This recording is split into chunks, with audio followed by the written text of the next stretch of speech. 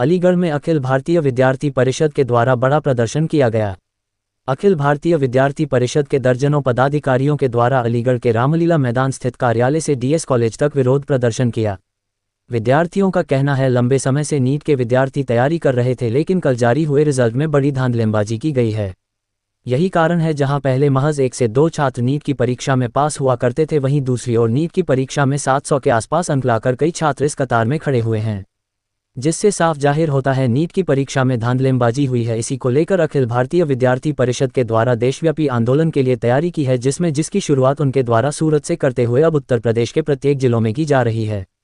आज भी अलीगढ़ में किए गए प्रदर्शन को लेकर उनके द्वारा साफ जाहिर किया है, जल्द नीट की परीक्षा को दोबारा नहीं कराया गया तो एक बड़ा प्रदर्शन अखिल भारतीय विद्यार्थी परिषद के द्वारा किया जाएगा।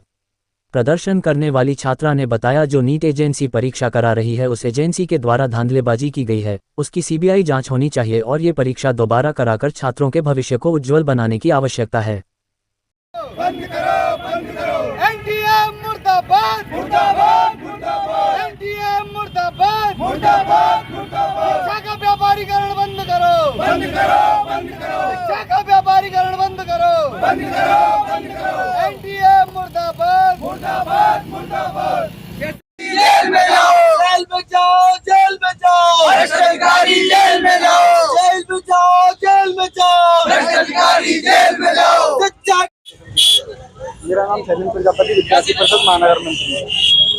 आज एनटीए को लेकर के प्रदर्शन किया गया है। जैसे कि अभी कुछ दिन पहले नीट का एग्जाम हुआ था, उसमें धांधलीबाजी हुई थी, जिसका कि परिणाम अभी 4 तारीख को दिया गया है, जिसमें लोकसभा चुनाव का परिणाम आया था।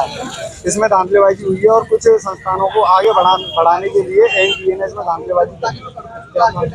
हमारी मांग है कि इस पर सीबीआई जांच हो। केंद्र सरकार से हमारी यही मांग है कि इस पर सीबीआई जांच दिखाई जाए। परीक्षा में जो भ्रष्टाचार हुआ है उसको लेके आज अखिल भारतीय विद्यार्थी परिषद अलीगढ़ महानगर के द्वारा आंदोलन हुआ है।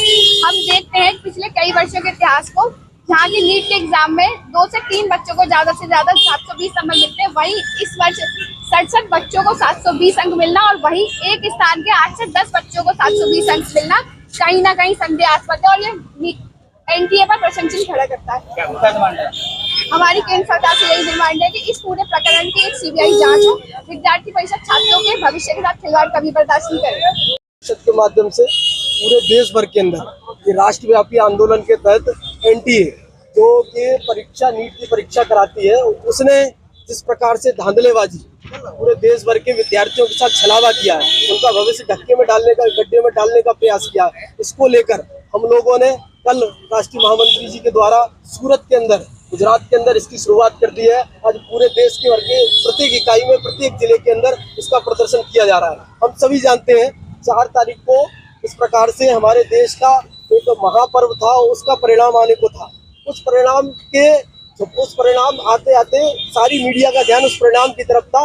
इसी के अंतर्गत एनटीए जो एजेंसी है उसके माध्यम से नीट का रिजल्ट निकाला गया। उस रिजल्ट के अंदर इतनी धांधलेबाजी की गई, जिसमें से कई हजार विद्यार्थी जो मेहनत करके दिन रात पढ़ते हुए अपना सब कुछ न्यौछावर करते हैं, उन विद्यार्थियों को उसका लाभ ना मिल पाया। तो चुनिंदा लोग जो इनको ठेकेदार बना रखा है, उन ठेकेदार के माध्यम से पेपर लीक जैसी समस्याएं सामने आती है।